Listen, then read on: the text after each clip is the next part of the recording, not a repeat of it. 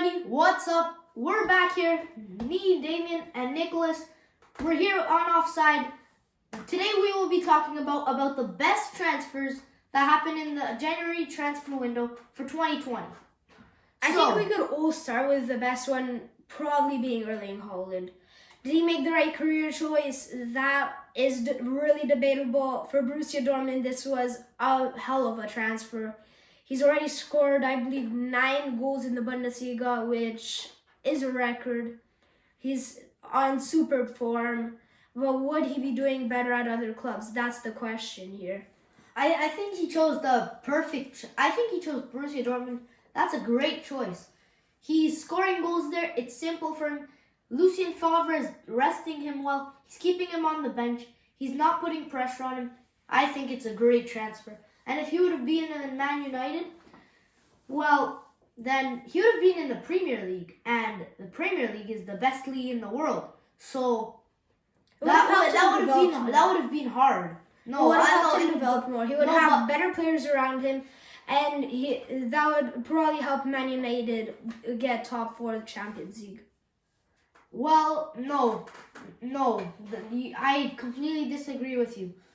Because Borussia Dortmund is a club for young players, and a lot of young players develop there. But if he would go to Man United, it would have been way too hard for him. He wouldn't cope. He needs to start off easy for him, and then he could climb. Don't go straight away, because then it could be a huge transfer fail. It could all just die, and his talent will fade. But don't you think Borussia Dortmund though was a bit too easy? No, it's good. Just because you're a Bayern fan and that he'll be scoring goals against you doesn't mean that it's a bad one. The next transfer, another really good transfer here, and it's probably gonna end up being a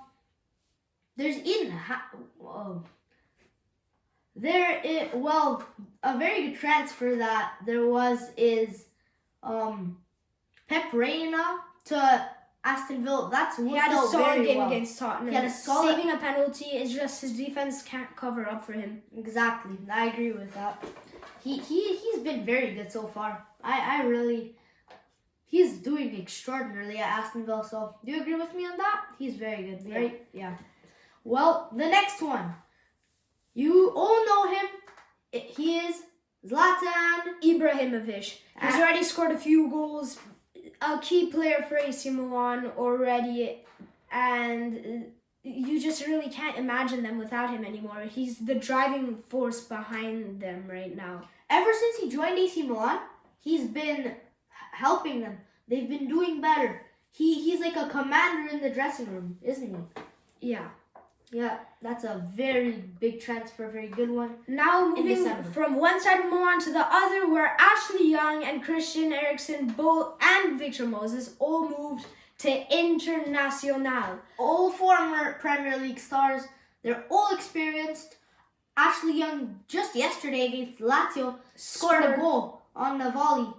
But sadly, Inter lost 2-1 to Lazio, which sent Lazio above Inter in the league, 1 point behind Juventus. What are your thoughts on Ashley Young's transfer? So far, he's been a key player for them. As we all know, Antonio Conte likes to play 3 at the back with fullbacks, and Ashley Young has been delivering brilliant crosses. Eriksen has spent a lot of time on the bench, but when he comes on, he always makes a difference. Victor Moses, really fast, and just like Ashley Young, great deliveries. Yeah. And also, the reason why he's resting Christian Eriksen is because Christian Eriksen is the least experienced out of the two, Victor Moses and Ashley Young, because Eriksen is younger than them, and Conte wants him to get used to the Serie A, because he always played in the Premier League. So he wants him to get used to it, and then he'll play him all the time. And then, it'll be a dominant Inter midfield. Now to move on to some of the worst transfers, where you have some players such as Piatek, who last year was exciting at Genoa before moving to AC Milan and completely flopping. His move to Hertha Berlin has seen him score 1 goal, but that's not enough. and he doesn't even play much anymore. He doesn't play at all, to be honest. He, I think, played 2 games or 3, but that's a huge transfer, Phil. He's been a complete flop. Their coach has been sacked. He wasn't sacked. He just walked out on them a few weeks after. And to add to that, they also signed Cunha, who won the best goal of the first half of the Bundesliga season, and I don't think he's played a minute for Hertha this season. Yeah, he hasn't played a minute. He hasn't even gotten 1 touch on the ball for Hertha. It's unbelievable. Paco Castro left Dortmund to go to Villarreal. He's scored on his debut, but other than that, he has been completely ineffective. Well, other than some assists. I disagree with you on that because he's providing a lot of assists. He's actually doing pretty exceptionally at Villarreal. He's doing pretty well. You shouldn't doubt that. He's actually not that bad. I think he's a good transfer. That's a good transfer. Next up, Bruno Fernandes. He's really more of a centered one here because he hasn't been too good at Man United. Yeah, or too but bad. we'll see how he performs against Chelsea. He did have a nice shot against Wolves. So yeah, but still, no. He only had 1 game to play. It's just 1 game. You gotta give him a chance, man. That's something you should tell Man United about Odion Igalo. He's just getting used to it because he's only been in the Premier League once and he's been a flop. They're making him grow in the Premier League. He's 30 years old. Yeah, but still, they're developing. The only reason they're not playing him is because they're scared of the coronavirus spreading to other players. Still, no. They're gonna play him, and you'll see. It doesn't matter. Manchester United know what they're doing.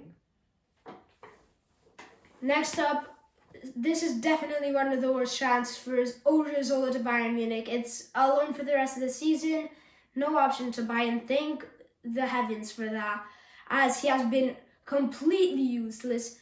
Has made a few errors at right back for Bayern Munich in 2 games. And his crosses are disappointing, to be honest. Did you see against Hoffenheim? He had the chance to cross. Usually you would see a Bayern player, they would cross it in right to Lewandowski, where he could head it in.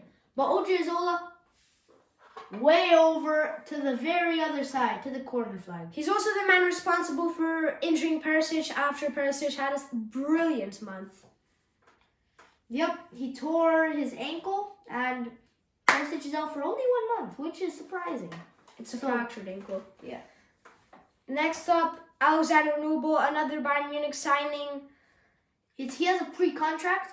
He will be joining in the summer. He only has 1 clean sheet this season, which is... Not this season, only in the second half of the season. It was a 0-0 draw very recently with Fortuna Düsseldorf. Yesterday, to be precise. But in complete fairness to him, he was banned for the first 2 games of the 2020. Well, yep, that's all the time we've got today. So, we'll see you next time. Peace out.